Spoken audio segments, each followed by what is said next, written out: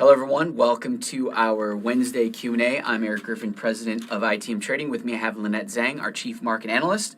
For those of you who don't know or are tuning in for the first time, we take your questions that you submit to us via email to questions@itmtrading.com.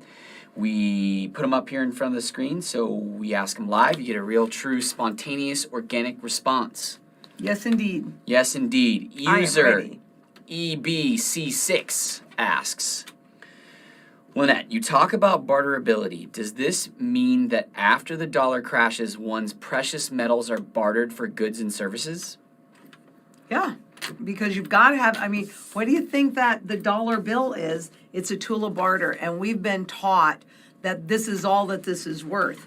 But in the beginning, and when you define the pillars of money, it needs to be a tool of measure so that you can be fairly paid for your labor. Well, in theory anyway, fairly paid for your labor.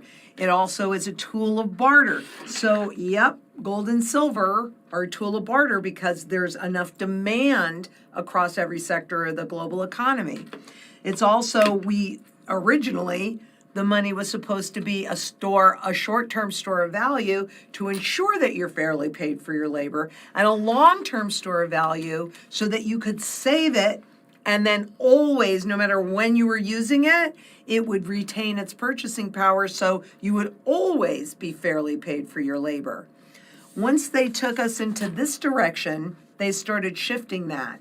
Now, officially, that fourth pillar is gone. It is not a long-term store of value, and inflation shows you and tells you that that's the truth. Once we go into the digital currency, then they will eliminate another leg of that, which is even a short-term store of value, because when we have no other option but to automatically deposit our paychecks into a bank account that is with negative rates, issuing negative rates, that's going to start attacking your principal. And this is what they're talking about. This is not my supposition. This is actually what they're talking about.